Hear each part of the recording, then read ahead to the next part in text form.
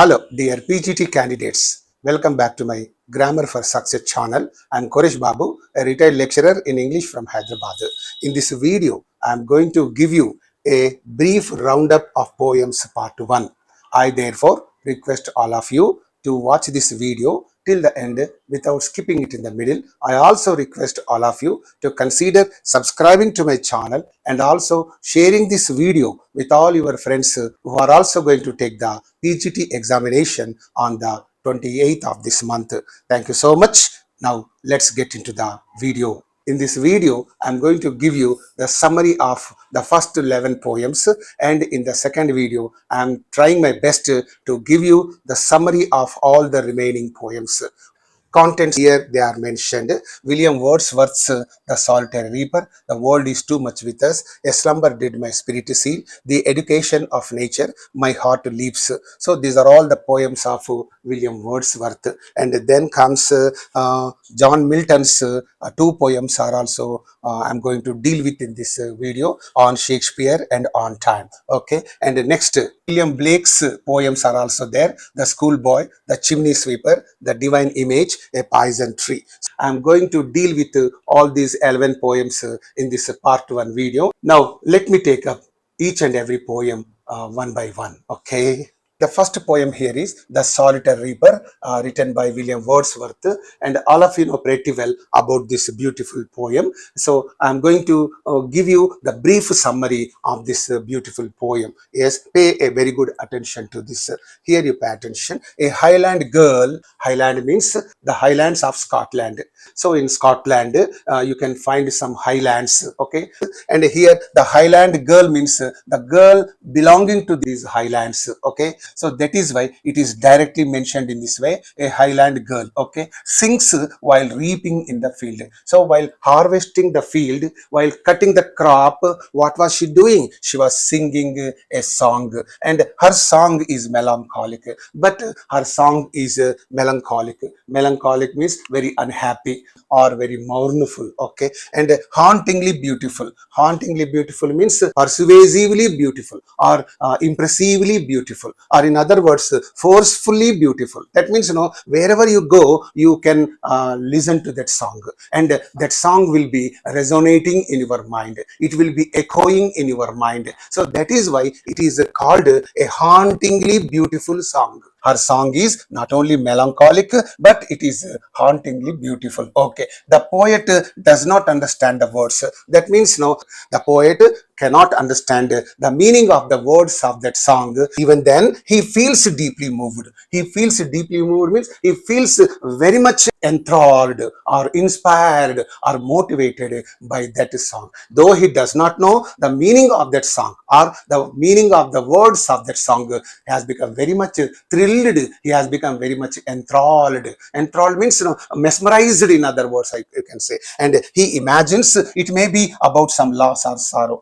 That song seems to be all about some loss or sorrow of her life. Okay, right. And her music surpasses even the nightingales and cuckoo. And the beauty of the song surpasses. Surpasses means outshines or outdoes, okay, or overtakes what the nightingales or cuckoos. That means, you know, the music of the song overtakes the nightingale's song or the cuckoo's song. You know very well, the nightingale sings very beautifully. The cuckoo also sings very beautifully. These two are birds. They sing very sweetly and beautifully. But her song is more beautiful than the songs of these nightingales and cuckoos. That is the meaning of this. And the song echoes in his heart long after. Even after listening to that song, what happened, you know, is that song started reverberating.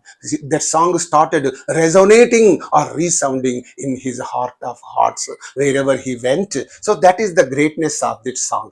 Generally, what happens whenever you listen to some beautiful song or some melodious song, you know, wherever you go, you know, that the song will be, you know, resonating in your mind. Okay, that's quite natural. So here also this poet has heard this beautiful, the melodious song of this Highland girl, and it is reverberating in his heart of hearts wherever he went. Wordsworth emphasizes the spontaneous emotion memory, and here this Wordsworth tells about the joyful emotions he has been filled with after listening to that song, and he also keeps that song in his memory. That means in his mind he has kept that song, and therefore he is able to remember the beauty of her song. And nature and human emotions are closely linked. All over the highlands, you can find beautiful nature, and in that beautiful nature a beautiful girl is singing a song, and therefore beautiful nature and beautiful what's that song, these two are linked here, and the poem blends the personal with the universal. So here in this poem you can find the blending means the combining or the combination of personal feelings with the universal feelings. Here personally he remembers the song of that Highland girl wherever he goes and all that. So that is a personal feeling, but universal feeling also is there. Not only this poet, whoever listens to that song can definitely remember that song. Okay, that is the greatness of that beautiful song. So that's why he blends his personal feelings with what the universal feelings. It captures the sublime moment of beauty in solitude. So here this poem captures, okay, it captures means it catches what, the sublime. The sublime means the inspiring or the excellent moment of beauty in solitude. So in solitude you can find tremendous beauty, excellent beauty, immeasurable beauty you can find in solitude, because in those highlands this girl is singing that song while reaping that crop all alone. She was all alone in the fields, and in that solitude of the fields she was singing that beautiful song, and that's why this solitude mixed song is looking very beautiful to this poet's heart, and therefore he loves it very much. And that is all about this poem, The Solitary Reaper, that is written by William Wordsworth. So very briefly I have talked to you about this poem, right? Because we do not have much time to learn all about it in detail and all that. Now let's move on to the next poem. The second poem here is The World is Too Much With Us, written by William Wordsworth. What is this poem all about? So let us have a look at the brief summary of this poem. In this poem, Wordsworth laments how materialism separates man from nature. You know very well, this Wordsworth, what does he do? He is lamenting. Lamenting means wailing or crying or weeping. Why? Because this materialism is separating this man from nature. Materialism means what? Materialism is nothing but the preoccupation with material rather than spiritual things is called materialism. భౌతిక విషయాలతో మనసు నింపుకొని జీవించుట. So that is called materialism. So whenever there is materialism in man's mind, there will be no room in his mind for spirituality or spiritualism and all that. There is no room for God at all in his mind. So that is why this materialism, that kind of preoccupation with material things is separating man from nature. That is making this man separated from nature, and that means that is making this man not to love nature, not to admire nature, not to worship nature, not to respect nature, and in that way this materialism is separating man from nature. So man is it is used in general sense, not you, not me, not anybody else. Generally speaking, man means manavudu. So this manavudu is being separated from nature because of this materialism, and he criticizes the industrial era's spiritual emptiness. And in this poem he criticizes what, the spiritual emptiness. Spiritual emptiness means spiritual void. Okay, the spiritual emptiness caused by industrial era. You know very well, the industrial revolution took place in England in 1830. You know very well, and during that time what happened, everywhere all over the world industries were started, industries were set up, industries were established, and because of these industries people have got so much of wealth, and because of this wealth what happened, they have been filled with all materialistic feelings, all materialism, and they stopped worshipping nature. nature is nothing but God. So they stopped worshipping God, they stopped worshipping nature, and they stopped doing all such things, and they don't have any kind of spiritualism or spirituality in their minds during that period. And then what happened now? People have lost the ability to feel awe in nature, and therefore what happened now, the people of those times and the people of these times also have lost the ability to feel awe means wonder in where? In nature. See, in nature you can find so many wonders, so many wonderful things, but this man today is not able to perceive all of them. He is not able to enjoy all those wonders of nature. That is the pitiable thing, pitiable condition of this man today, and therefore he has lost the ability to feel wonder in nature. And sea, winds, and moon seem meaningless to the modern minds. So sea is there. So when you look at the sea, when you look at the ocean, what happens now? The big waves will be coming to the shore, and they will be going back into the sea. And they will be coming to the shore and dashing against the shore, and they will be the waves will be going back. So in that way, that sea looks very beautiful. The sea looks awesomely beautiful. That's why that beauty this man is not able to enjoy. And here the winds are also there, and today man is not able to enjoy the beauty of winds. So winds will be blowing, slow winds will be blowing, fast winds will be, so all kinds of winds you can find outside. But today man is filled only with materialism. He is not deriving the pleasure or joy or happiness from feeling the winds, and also from feeling the moon. He is not interested in looking at the moon and enjoying the beauty of moon. Okay, and in that way the sea, winds, moon, all these things are taken under nature. Okay, that means today man has become oblivious of these beautiful things of nature, and they all look to him meaningless. They are all looking to him meaningless and purposeless and very ugly and awkward to him, because he is very much interested only in earning money, in sensual pleasures and material things only. He is very much interested. That is why this man is not able to enjoy the beauty of the sea, the beauty of the winds, the beauty of this moon, and therefore they are all looking to him very meaningless and all that. He wishes to be a pagan. He wishes to be a pagan means, who is that pagan? Pagan is none other than a man who has no religion at all, and who wishes to take delight in sensual pleasures and material things. That kind of person is called a pagan. And today people want to live like a pagan, without religion, without God, without spiritualism, without spirituality, only with materialism. They want to live just like this pagan. Okay, and he does not like to admire nature, though nature is personified and divine in his view. So he knows pretty well that this nature is divine in his view. So this nature is godlike. Okay, nature means God, God means nature. So though he knows this nature is just like God, it does not like to respect nature, it does not like to worship nature, it does not like to enjoy the beautiful things of nature. So that is there. And next here the poet aims for a more connected life with nature, but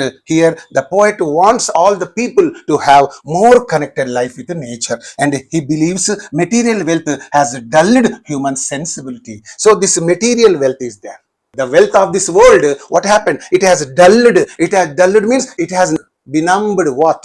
Human sensibility, human deep feelings are all benumbed by the material wealth, and that is why they are not able to enjoy the beautiful things of this nature. And here there is nostalgic longing. Nostalgic means sentimental longing for ancient simplicity. In those days, people loved nature, people worship nature.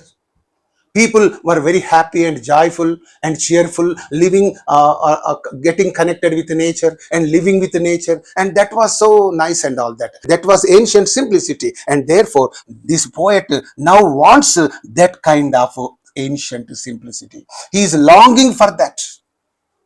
He is yearning for that. The tone is here in this poem critical, very serious, and also yearning. Yearning means longing. He is longing for ancient simplicity.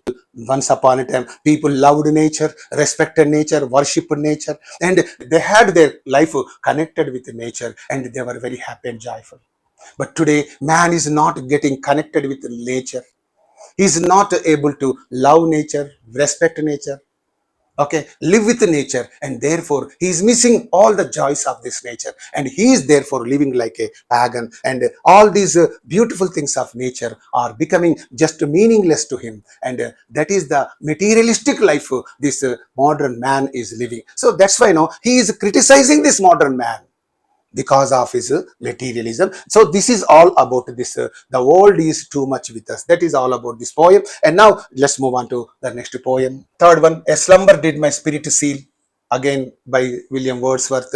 About this poem you know pretty well. Very quickly I just talk to you about this poem, and here you see the poet or the speaker reflects on a girl's death. So in this poem he talks to you about some girl's death. At first he felt a deep dreamlike calm. First of all, he remains calm and quiet because of the sorrow of the girl's death. He becomes totally benumbed. The whole body of this poet becomes benumbed. That means his whole body becomes senseless, okay, and he has lost all the feeling at all. Okay, he has lost all the feeling and all that. And here at first he felt a deep dreamlike calm. Dreamlike means these are a calm and quiet.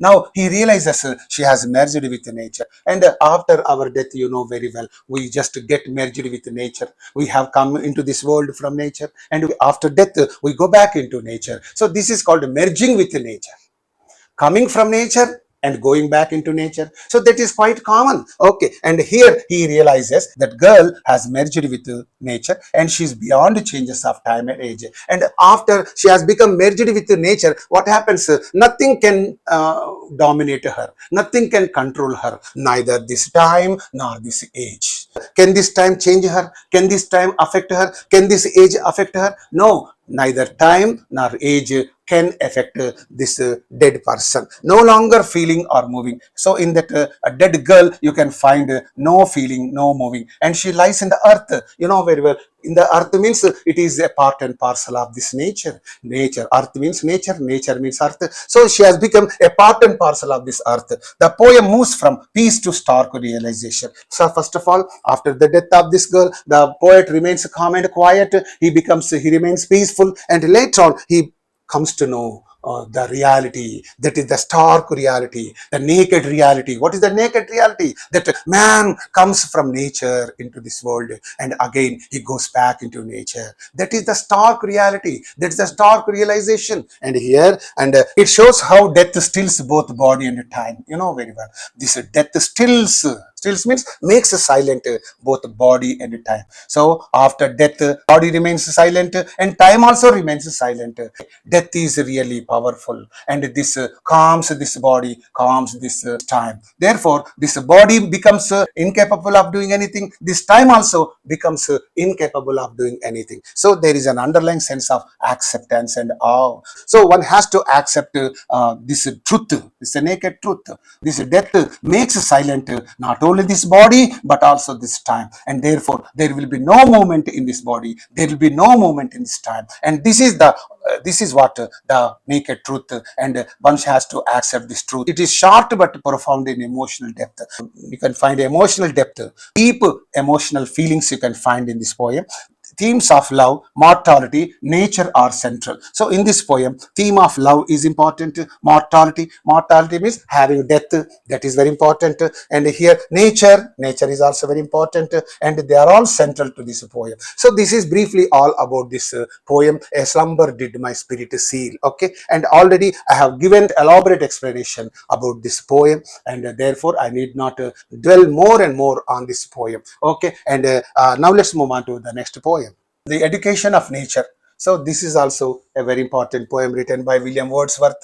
Okay, and here you pay attention. This is the brief summary of this poem. So here nature is seen as the perfect educator. That means nature teaches man so many things. That means from nature man learns quite a number of things. What all the things we have learned so far, we have learned all of them only from this nature. And that's why this poet says this nature is a perfect educator. Perfect educator means perfect teacher. This nature is a teacher. Okay, and here she teaches Lucy, and this Lucy is there, an imaginary character created by this poet Lucy, and to live a simple moral life. And this nature, what happened, this nature teaches this Lucy how to live a simple and moral life. Okay, therefore she has learned that beautiful aspect of living life in a simple and moral way and all that. Okay, and her character is shaped by rivers, mountains and stars. And here the character of Lucy has been shaped by the rivers, mountains and stars. Rivers, mountains, stars are nothing but nature. So that means, her character was shaped by this nature. And Wordsworth celebrates the harmony between nature and soul. So here he celebrates, that means, he enjoys the harmony that is there between nature and soul. Between nature and this man, there is some kind of harmony, there is some kind of compromise. So that's why man is able to cope with nature, man is able to compromise with nature, man is able to live with nature. So here this man himself is a part and parcel of this nature, and therefore this Wordsworth is celebrating the harmony between nature and soul, and the girl becomes a part of the natural world. You know very well, this Lucy after her death becomes a part of the natural world. The poem is a part of Lucy series. So this poem is part of the Lucy series. It reflects the romantic ideals of learning from nature. That means, man learns so many wonderful things from nature, and it deals with that only. And nature shapes the mind more purely than society. And here the poet opines that this nature not only teaches man so many things, but it also shapes his mind more purely than the society. So the society cannot shape the mind of the man so purely as this one. There is a serene, calm, pastoral countryside beauty in the tone. So in the tone of this poem, you can find some serene, quiet, calm, pastoral countryside beauty in the tone, and it blends biography, idealism and spiritual growth. So it blends, this poem blends. That means biography means the life story of the poet, idealism, okay, romanticism and spiritual growth, and all these three things it blends in this poem. So this is all about this poem very briefly, and now let's move on to the next poem. Fifth poem, My Heart Leaps Up. So that is also written by William Wordsworth, and here you pay attention. This is the brief summary of this poem. You please pay attention to this very quickly. So the poet expresses joy at the sight of a rainbow. So rainbow, you know very well. At the sight of the rainbow, this poet expresses his joy as a child. Okay, he feels a connection between childhood and adult joy. So here, as a child, what happens now? The poet looks at the rainbow and feels extremely happy, and as an adult also, he looks at the rainbow and feels very happy. Therefore, he says that there is a connection between childhood and adult joy. So in the childhood, you can find the same joy. In the adulthood also, you can find that same joy. So this continuity is vital. And therefore, so that means, in the childhood, you can have the same joy when you look at the rainbow. And when you grow to be a young man, when you look at the rainbow, you also feel the same joy and all that. There will be no difference between the joy you derive from watching this beautiful rainbow. Will there be any difference? As a child, the same joy you feel, and as an adult, you feel the same joy. No difference, okay, at all. And here, this continuity is vital for a meaningful life. And therefore, in nature, nothing will change.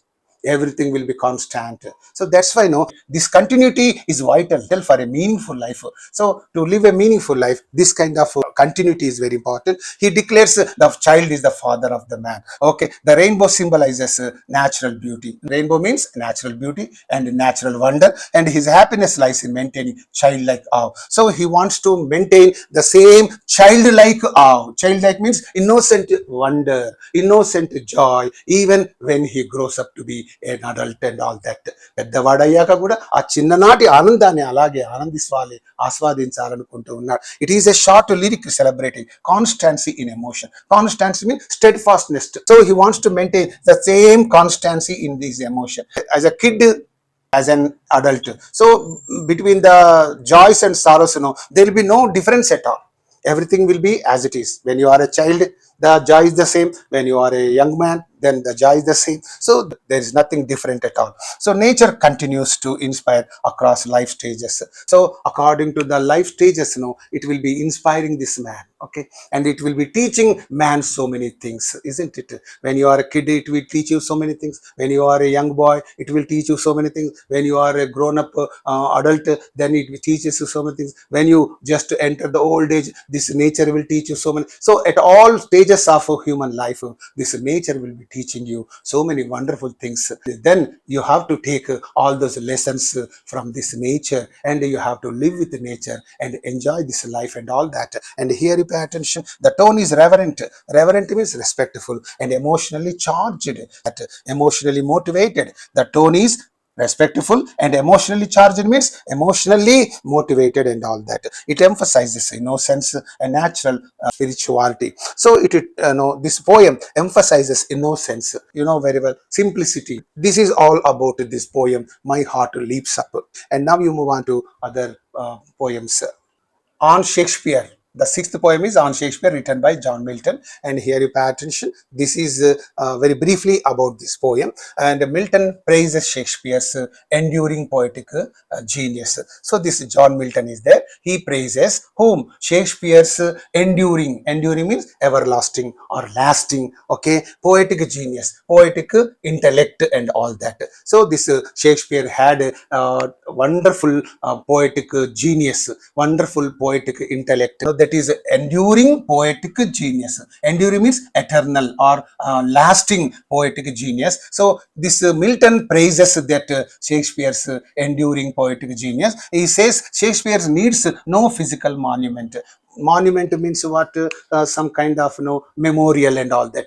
And here this John Milton says this is Shakespeare does not need any physical monument, any tombstone or anything like that. For example, the Charminar is there, it is a memorial for something. And Buland Shahar is there, it is a memorial for something. And Taj Mahal, it's a memorial for something. So that means it's a monument. Memorial of something is called a monument. And here this John Milton says the Shakespeare does not need any monument. Okay, and his works are living. That means his works are evergreen. His works are a living eternal tribute. So all Shakespeare's works are nothing but a living. Living means evergreen, eternal means lasting, tribute means a compliment to the humanity, to all the human beings of this world. And here they awaken deep emotions in the reader. So whenever you happen to read the works of this Shakespeare, they definitely awaken. Awaken means that arouse emotions in the readers. Okay, Milton highlights poetry's power to immortalize. So here this Milton says that poetry has a tremendous power to immortalize anything that is mentioned in the poem. So whatever is mentioned in the poem, that will be immortalized.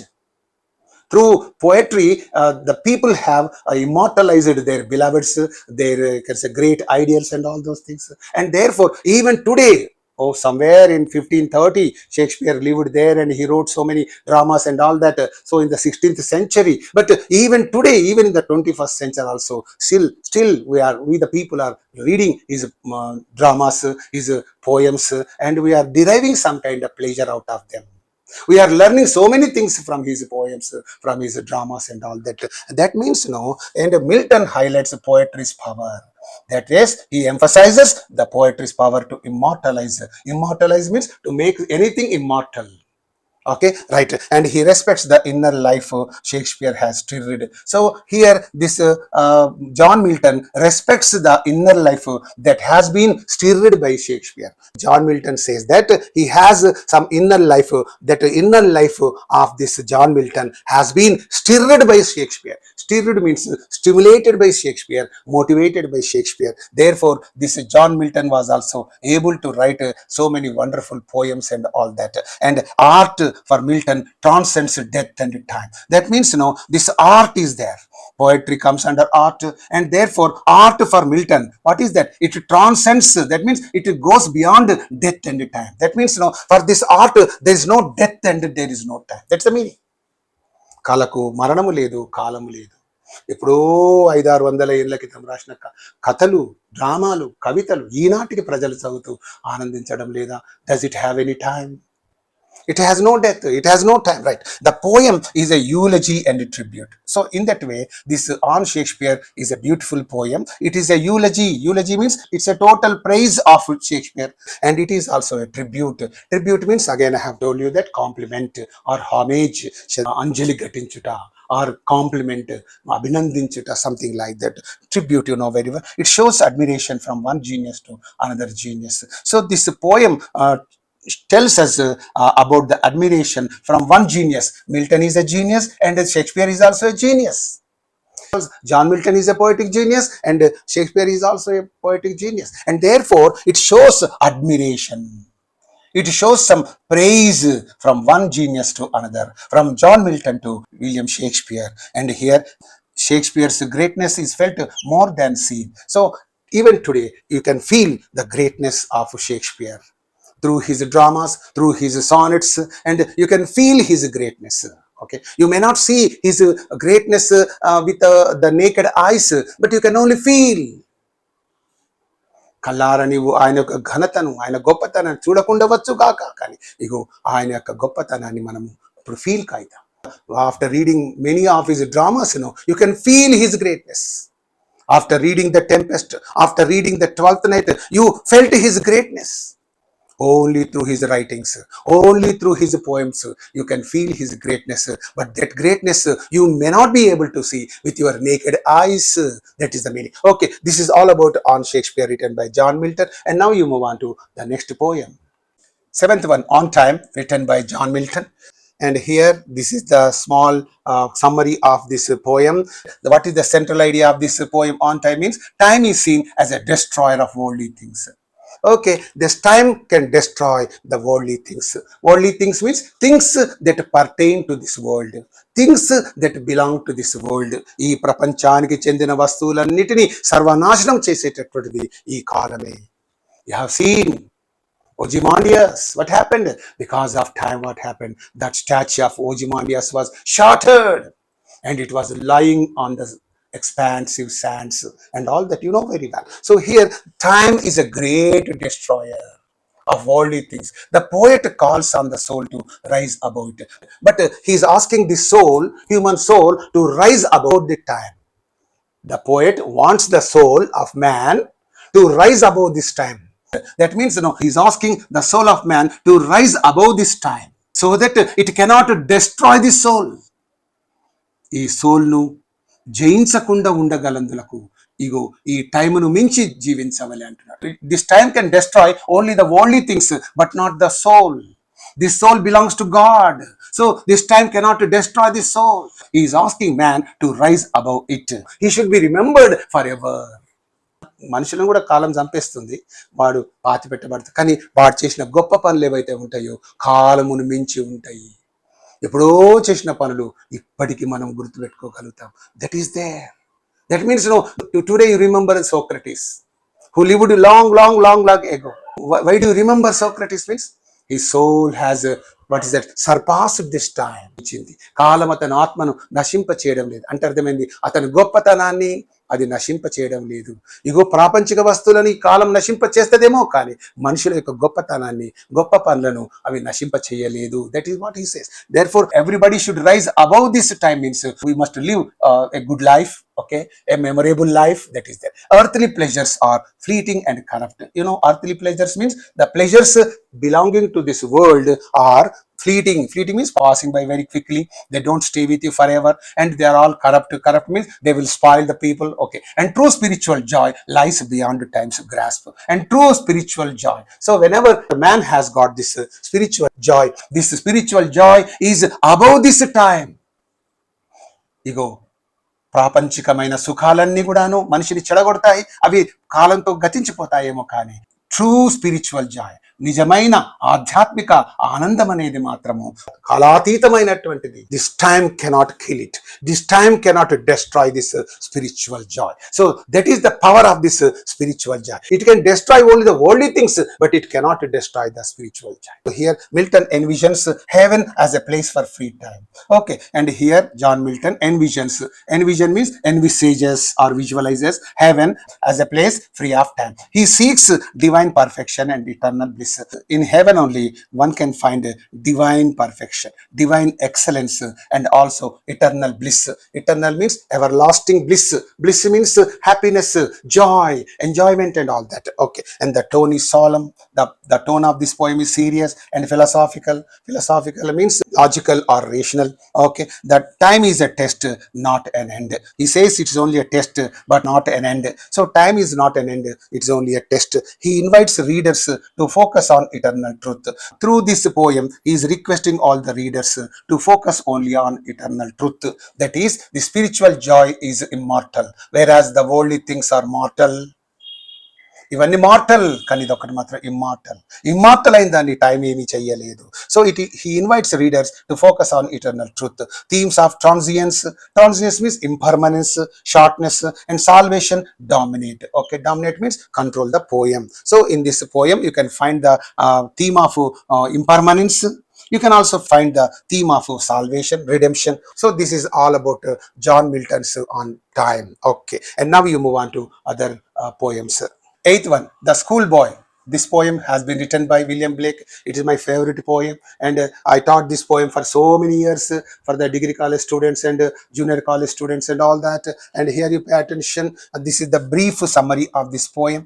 The poem criticizes forced schooling and loss of joy. These two things he is criticizing in this poem. Forced schooling means sending the children forcibly to the school. That is called forced schooling, and loss of joy. And here, if you send your reluctant children to school, they feel they have lost their joy. And that is why, this poem criticizes the forced schooling of the children, first point, and it also tells us about the loss of joy. So whenever the children are forced to go to school, they feel they have lost their joy. That is the meaning. And here, a schoolboy prefers nature's learning to the classroom. That means, a schoolboy, the little kid, what does he do? He wants to learn the things only in the nature's classroom.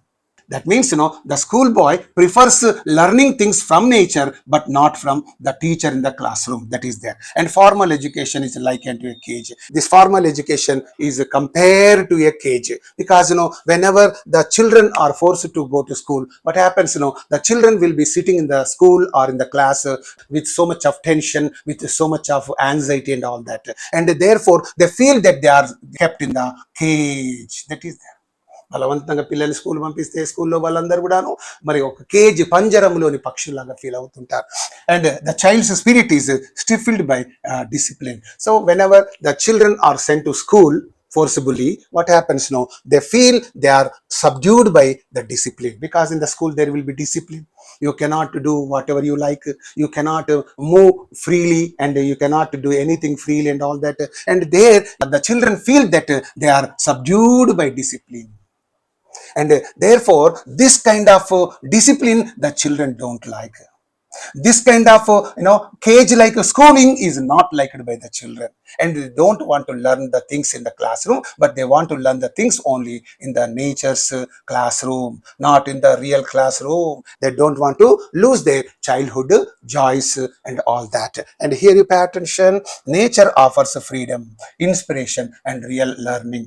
This nature offers the children freedom. Therefore, the children will be playing very happily in nature. That means they enjoy freedom in nature, they get inspiration, and they also learn so many things from nature. And here, childhood is a time of joy and growth. And here, very well, and childhood is the age when the children are supposed to grow joyfully and cheerfully and hilariously and all that. And that's why childhood is a time of joy and growth. But here they are rather forced to go to school, isn't it? And in that way, what are the parents doing? They are depriving these children of their childhood joys. They are depriving the children of their freedom. They are being unnecessarily exposed to harsh discipline and all that, cruel treatment in the classroom and all that.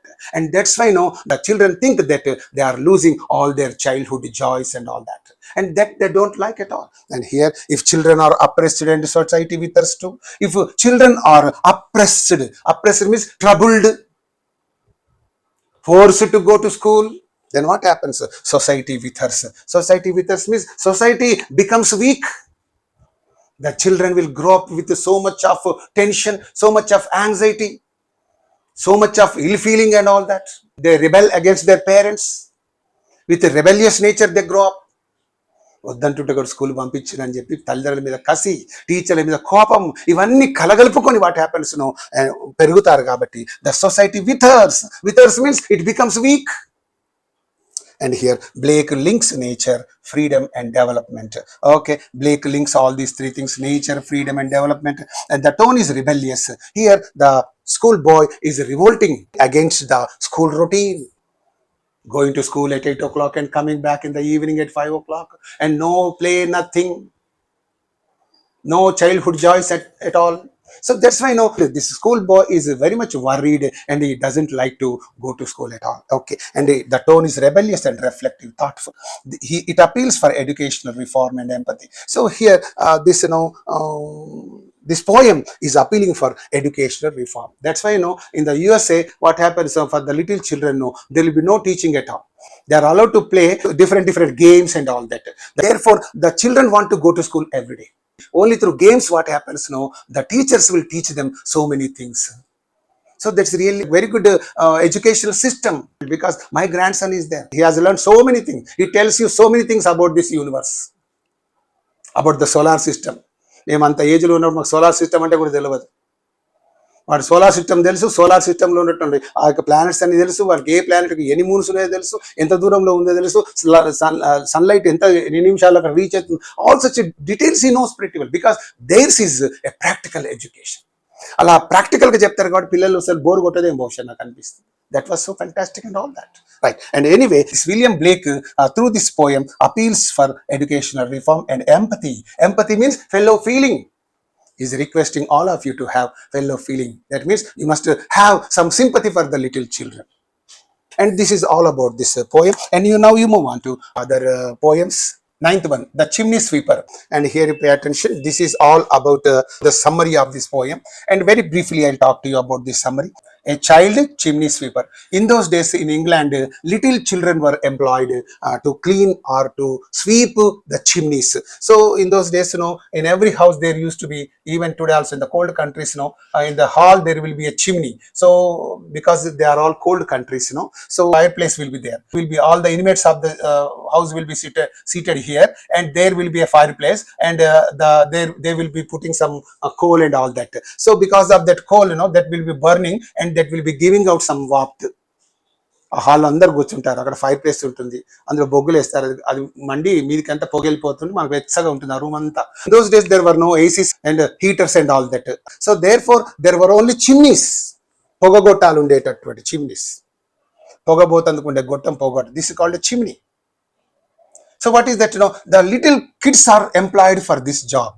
ఈ పొగగొట్టాలకు దూరేటటువంటి చిన్న పిల్లలు వీళ్ళంతా, ఈ 7 year, 8 year, 9 year old boys ఉంటారుగా, అటువంటి వాళ్ళను the rich people use to employee them. Some children were also forced to do that work. So ఈ పొగగొట్టంలో పిల్లల్ని ఎక్కించి అక్కడ ఇచ్చి దాన్ని గీకిపిచ్చేవాళ్ళు. ఇక్కడ అంతా పొగగొట్టం లెక్కించి పొగబట్టి ఉంటుంది కదా, అంత సూట్ అంటారు. సూట్ అంటే అంత బూడిద, ఆ బూడిదంతా రాల్చివేర్చాలి ఇక్కడ. వాడు లోపల చిన్న గొట్టం ఉంటుంది, ఆ గొట్టంలో చిన్న పిల్లగాడే పడతాడు. సో వాడిని దింపి అదంతా క్లీన్ చేయించేవాళ్ళు. అలా పొగగొట్టాలను క్లీన్ చేసే వాడిని ఏ చిమ్నీ స్వీపర్ అంటాం, chimney cleaner. Okay, so a child chimney sweeper tells his painful story.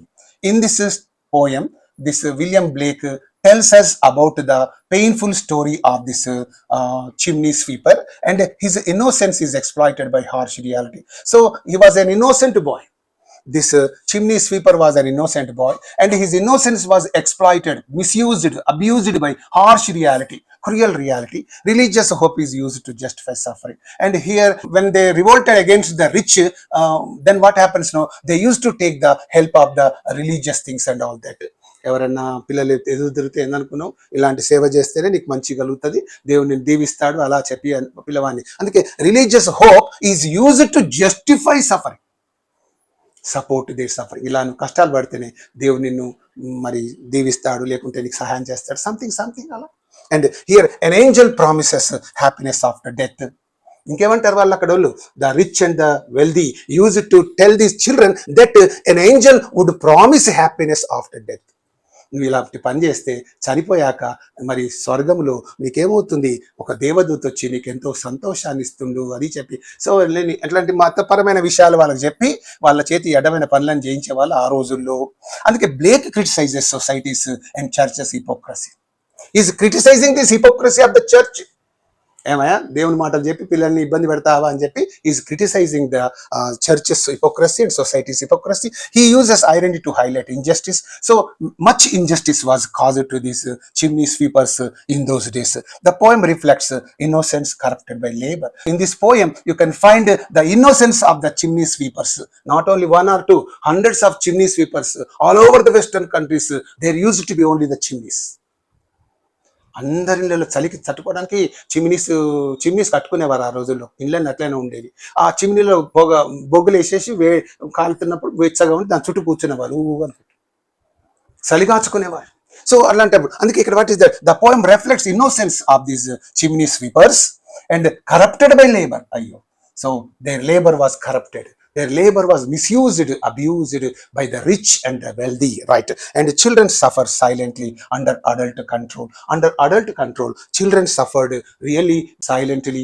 What can they do? More than that, they cannot revolt against the rich, against the wealthy. ధనికులకు గొప్పవారికి వ్యతిరేకంగా తిరగబడలేస్తారా? No. అందుకే అగో adult కంట్రోల్లో వాళ్ళు మౌనంగా కష్టాలు అనుభవించారు ఆ రోజుల్లో. ఇటువంటి పోయమ్స్ రాయడంలో విలియం బ్లేక్ చాలా గొప్పవాడు. Spiritual comfort seems false and inadequate. And spiritual comfort was really false and adequate. ఏమిటి, చనిపోయిన తర్వాత దేవదూత చెప్తే నీకు సంతోషం ఇస్తుంది, ఆనందం ఇస్తుంది అని చెప్తే అది ఎవరు నమ్ముతారు అసలుకి? ఎక్కడ ఇలాంటి మాయమాటలు చెప్పి పొరగాలతోని మత్తు అడ్డమైన పని చేయించుకునేటటువంటి వాళ్ళు ఆ రోజుల్లో, right? The tone is tragic at subtly accusatory. Accusatory means accusing, blaming. The tone of this poem is tragic, very sad and sorrowful. At the same time, it is also accusatory, means accusing and blaming the rich and the wealthy of those days. ఆనాటి ప్రజల యొక్క మరి ఆ యొక్క నిరంకుశమైనటువంటి స్వభావాన్ని, ఆ క్రూరమైన స్వభావాన్ని ఇగో మరి బ్లేమ్ చేస్తుండే ఆ టోన్ను ఈ పోయంలో కలిగి ఉంది. So this is all briefly about this poem, sir. And now you move on to the next poem, the last but one in this video, 10th one, The Divine Image, written by William Blake. This is the last but one poem of this part 1 video, and here you pay attention. This is the summary of this small poem, The Divine Image, the spiritual image, that is God. The poem praises mercy, pity, peace and love. So in this poem, William Blake is praising what?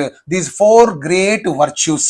Okay, these virtues are called divine qualities, daivika lakshanalu. Mercy, daya, karuna, కనికరము. Pity, దయ. Mercy, కరుణ. Pity, దయ. Peace, శాంతి. Love, ప్రేమ, something in Telugu. Okay, these virtues are called divine qualities. They exist in all human beings. These divine qualities will exist in all human beings. So this is really very interesting. So in each and every human being you can find mercy, you can find pity, you can find peace and love, but they are submerged by the corrupt qualities. That is only the thing. Already in man you can find all these divine qualities, but these divine qualities are submerged or subdued by the bad qualities, ugly qualities, corrupt qualities. దుష్టమైనటువంటి లక్షణాలన్నీ కలిసి ఏం చేస్తుంటాయంటే ఈ సద్గుణాలన్నిటిని అణిచివేస్తూ ఉంటుంటాయి. కాబట్టి అప్పుడప్పుడు మనిషిలో అవి బయటకు వస్తుంటాయి. మర్సీ, కరుణ, పిటి, దయ, పీస్, శాంతి, లవ్, ప్రేమ. ఈ గొప్ప గుణాలు అప్పుడప్పుడు బయటకు వస్తుంటాయి. Not always. Okay, and here అందుకే they exist in all human beings. Okay, thus God is found in every person.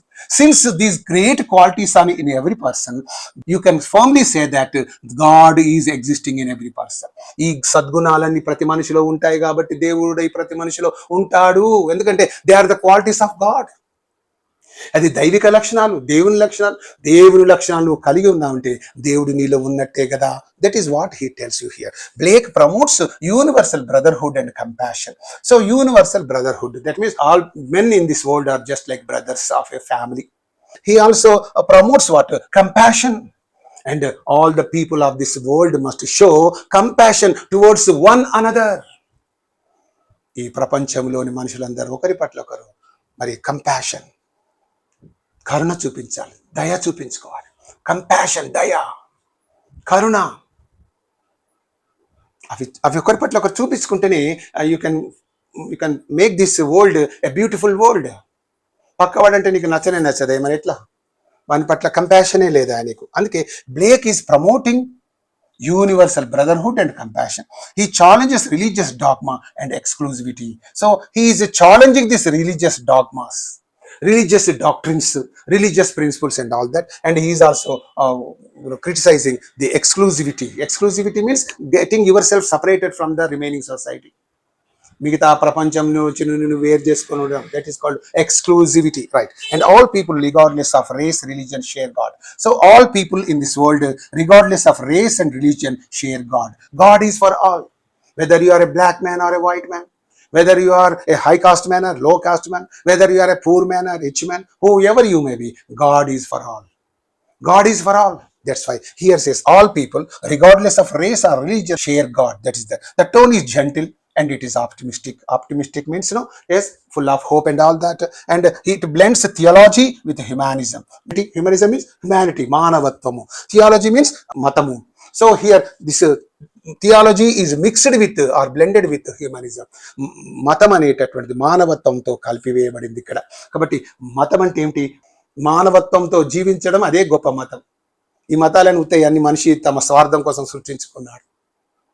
So మతం అనేది ఒక మత్తు మందులాగా పనిచేస్తుంది ఇప్పుడు. సో మతం అంటే మానవత్వం కలిగి ఉండడమే మతం. That is the best thing. Here what he says, it blends theology with humanism. The poem is idealistic and moral. Okay, and here this is all about this small poem, The Divine Image, written by William Blake. And now you move on to the last poem of this video. Last poem of this video is A Poison Tree, written by William Blake. So this is the small summary of this poem. The speaker means the poet himself, hides anger within himself. One day what happens, this poet gets angry with somebody else, but he could not express that anger towards him. Unfortunately, he could not express that anger towards him, and therefore he keeps that anger within himself. కోపాన్ని అతడిపై చూపకుండా ఆ కోపాన్ని తనలో తానే అట్టి పెట్టుకున్నాడు. Then what happened? It grows like a tree, and that anger started growing in him. That anger is within him and it is growing day by day. And that anger is growing for that fellow. Just like a tree, the wrath means the anger or fury becomes a deadly fruit. That, this anger grows into a tree. It's a tree. Okay, what is that? And one day what happened now? This tree had got one big fruit, deadly fruit. Metaphorically I am speaking here. ఆ కోపం అనే చెట్టుకు ఒక పెద్ద పండు కాసింది. So what happened? One of his foes eats it and dies beneath the tree. ఆ కోపం అనే చెట్టు యొక్క ఫలమును తన శత్రువులలో ఎవరి మీద కోపం ఉందో వాడు ఆ కోపం అనే ఫలమును తిని ఆ చెట్టు కిందనే చచ్చాడు. The poem warns against suppressing negative emotions. So this thing happened, and now this poet says, nobody should keep all the negative emotions in mind. Nobody should keep in himself all negative emotions. If anybody keeps the suppressing negative emotions in himself, what happens? They will grow up day by day and they will make you very poisonous. They will make you corrupt. And therefore, what is that? The poem warns against suppressing negative emotions. You should not have negative emotions, negative feelings. If you have any negative feelings towards anybody, you please tell them about it. And that negative feeling should go away.